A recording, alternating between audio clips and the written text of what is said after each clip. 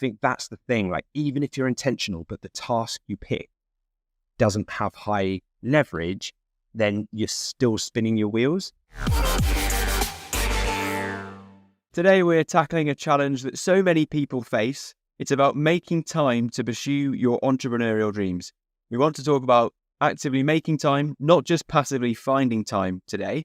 So whether you are in a full-time job, if you've got busy family commitments, or perhaps it's just the daily hustle and bustle of modern life, then this episode is for you. So Lewis, let's dive into your story a little bit. So what was it like before you started a business, and how did you find time with everything else going on to start a business? Yeah, it definitely is difficult balancing your time when you've got everything going on. You're working a job, maybe you're trying to start a business, and it was a busy time in my life. Back in 2017 was when I first started my business. But in 2018, actually, when my wife and I got married, at our wedding, you have all of the different tables with guests, with the different groups of guests on at the wedding. We, on our wedding tables, we had these kind of batches of disposable cameras, and we asked guests to take photos of them.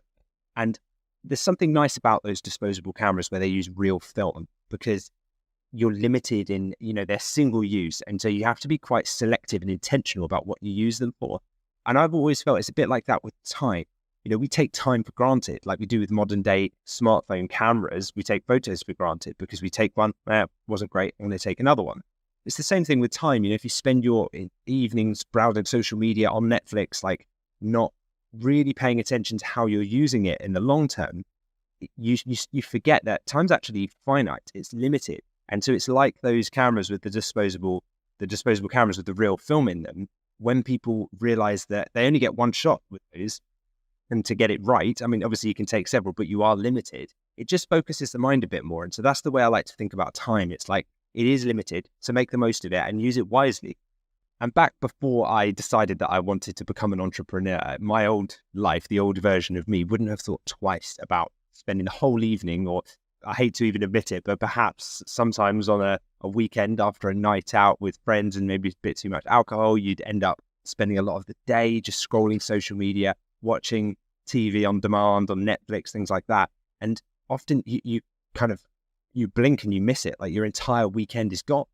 When I think about now how much I can get done in just the finite time that I have to run my businesses, between parenting and right here, like being out on this trip in Mexico, doing all of the things that we want to do in Mexico, I have to be really intentional. Like, I set aside time and I have to go into it with the real focus of what are the things I need to achieve in this time frame. I don't have an option to sit there and deliberate and procrastinate. I can't afford to just lay down scrolling on social media anymore. I don't have that luxury.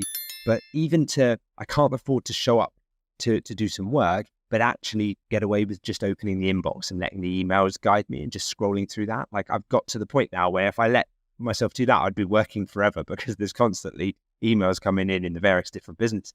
So I have to look at the 3 biggest things that I want to achieve that day that will make the biggest difference in my business and really go after it. That's the way that I tend to do it. And there was a study by Inc. magazine recently that showed that most entrepreneurs are masters at time management. And so they'll find success through efficient use of limited time. So I definitely used to struggle with this in my old job, spending all my day at the desk, and you just log in and you think you're being productive, but really you're just keeping busy. You're just looking at the emails and you're letting like other people's requests for action guide your day.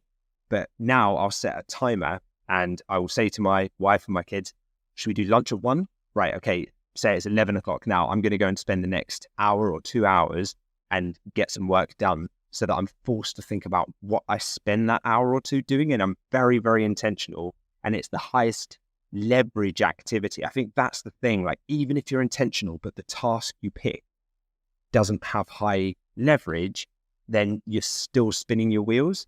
For example, right now, this morning, I could have sat here and typed out a few emails. I could have responded to the hundreds of different requests we have in the various different inboxes.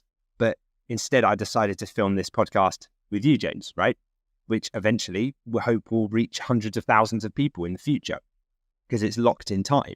And hopefully it will help many people get a step closer to building a life that they love, or leaving a job that they hate. So if the task that I spend this hour doing gets me closer to that mission, then I know that the way I'm spending my time this morning is wisely allocated and it's high leverage. And we live in a world in the modern day where we've got endless choices and endless things pulling us in any direction with our time. So we have to be more intentional, I think, than ever in human history, actually, because there's probably never been so many distractions that you can use to get away from what's really important for you. So being intentional, I think, is the first point. And I'm glad you raised that, especially in today's day and age. But the only way we can start to become intentional for me was that I had to first connect to a mission. And you mentioned there that the only way you know whether you're being intentional with your time or not is if you know what's most important for your goals and for your mission. And I think before people realize what their mission is, they actually just decide that distractions are more important than anything else that they want to do.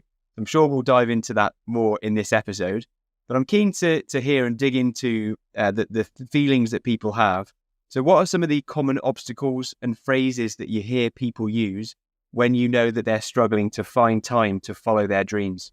Sure. So the biggest perceived obstacle that we see time and time again is I don't have time.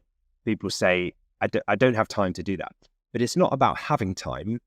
It's about making the time. The time doesn't just appear. If you just wait for yourself to have time, you'll never find it. Do you ever have those days where you just have so much on your plate? You've got so many things to sort out. You have your admin list of tasks, and it's just building up and you just have so many things that you have to tend to or fix. And I think this becomes even more exacerbated when you become a parent because there's so many extra bits that you need to think about, that to throw in the idea of then launching a business on top of all of that just seems quite crazy. It just seems unattainable and unrealistic. But that's because, firstly, a lot of the things that you are spending your time doing could either be batched, so you don't have to constantly be fighting fires and doing things as and when they arise. You could actually batch them and do them in blocks, or they could be delegated to someone else, or they could be outsourced, whether it's someone on your team, or even if it's a personal thing, like if it's to do with your personal life. If you check out some of the freelancers on websites like Upwork, and look at what they're capable of doing, whether that's a personal assistant to help you with day-to-day life management, or a bookkeeper to help you with your taxes and your bookkeeping in your business. Maybe it's an admin organizer to just help organize your calendar, keep things organized for you. There are so many people with various different skill sets who can take things, even non-work related things, off your plate and just free up so much time for you.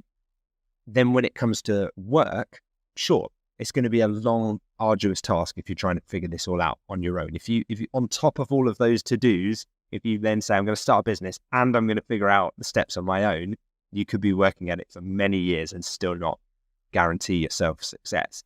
But if you can model someone who already has the type of business that you want and simply follow the steps that they lay out, even if that just means every evening after your crazy to-do list finishes, you spend 30 minutes following a couple of actions, and every day you build on that momentum from yesterday, and it's that cumulative compound effect. Yeah, you might not be as fast as the person that currently has all the hours in the day, isn't a parent, doesn't have a job, and can just work all the time in their business. But that's okay. We in life, you play the hand you're dealt, right? And you make it work despite your circumstances if you believe in it and want it enough, and your why is strong enough. So yeah, if I was starting over and if I was swamped and very time poor, I'd first look to delegate what I could, to automate anything I could. Tools like Zapier, what can you take off your plate and create to happen automatically? What can you outsource, even in your personal life? Is there are you struggling to keep your house clean? Could you hire a cleaner that would then maybe free up a few extra hours that you could spend on your business, earning a lot more income than it costs you to have your house clean? Just little things like that. And you could get to the point where, 30 minutes a day over, say, a month, following a proven plan, you're not wasting time trying to find the answers on your own. You're not kind of gathering information from YouTube, going down various different paths and rabbit holes, not knowing where they lead. But you do that with a proven blueprint, and before long, you'll start to see the effects of that compound results coming into play, and you'll really start to see the results of the action that you've put in, and you won't feel as time poor anymore.